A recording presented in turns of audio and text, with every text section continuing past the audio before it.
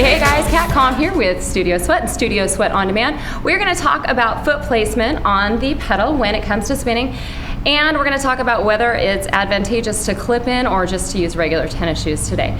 If you're looking for a video on bike setup, there's a link in the class description for that. So that's not what we're talking about today. We're not going over complete bike setup. Another video for that. All right, so it's always the question, to clip in, to not clip in, okay? Here at Studio Sweat, I would say probably about 75% of our clientele will clip in. I would have said more than that. Yeah. We use SPD cleats. Some places will also use Look. More places use SPD. It's universal. It has that kind of triangular shape. It's big word Friday. Triangular. I know. Okay. That's like our second one. All right, so that's clipping in, right? So the pedal, at least our pedals here at Studio Sweat, on one side of the pedal there is a clip where these guys can go in. On the other side there is a toe cage, okay? Advantages, before I show you how to do it, the advantages of clipping in versus just using regular tennis shoes. My favorite advantage is that it balances the workload a lot more than when you just use tennis shoes. When you are pedaling, it's a push-pull action, even though you want to try and make circles when you're pedaling. There's a push, there's a pull. When you're just wearing tennis shoes, you're going to be quad dominant. Quad dominant. Great video, you should look it up. I can't even hear quad dominant anymore without starting to giggle.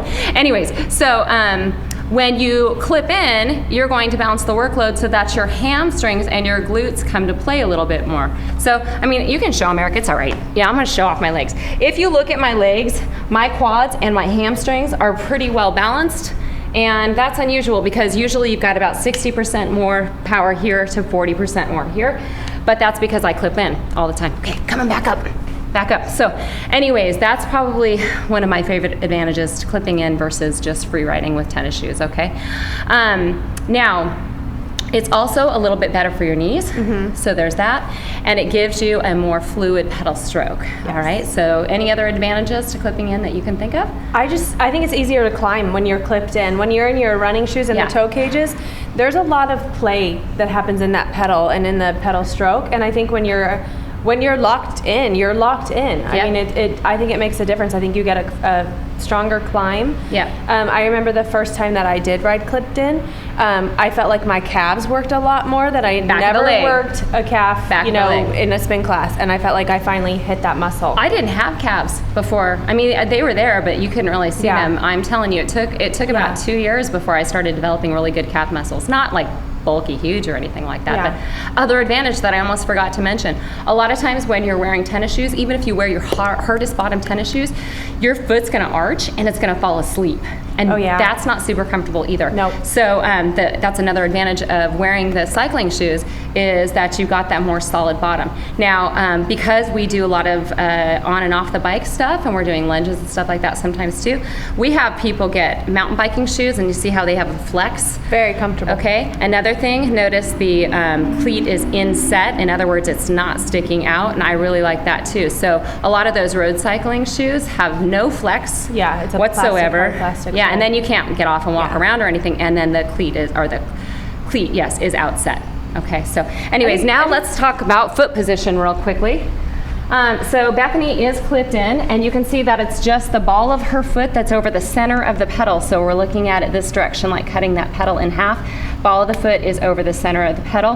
That's going to give her more power, and she's going to push from the ball of the ball of the foot. And a lot of times, to get people so that their knees don't bow out, she'll shift her weight to the inside of the ball of the foot when she's pedaling. So give me a rotation. You can go faster than that. It's okay. Yeah, you can. You're allowed to. All right, so she's going to try and drop her heels a little bit as she goes. Stay off the toes. That'll keep your foot on a plateau. All right, now clip out real quick, Bethany. Got me off. No, I want you to stay on the bike. I just want you to clip out. Yep, and then we're going to show the toe cage. So Bethany has little tiny feet, right? Natural tendency is going to be, for most people, to shove their foot all the way in. Now, if you're riding with a tennis shoe, what's going to happen there? Your foot's going to go numb. Yeah, your feet are going to go numb, fall asleep, maybe even hurt, so that's not good. If you are going to ride with your tennis shoes, guys, that's fine too. Maybe you're just trying out the water or testing out the water. But in that case, back your foot up, same thing, ball the foot over the center of the pedal, and make sure that you're in really tightly, okay? Any questions? No, you're good? All right, guys. I hope you like this video. Go check out our classes that are available. They're amazing killer workouts, spin included, of course. Studio Sweat on demand. Get your ride on.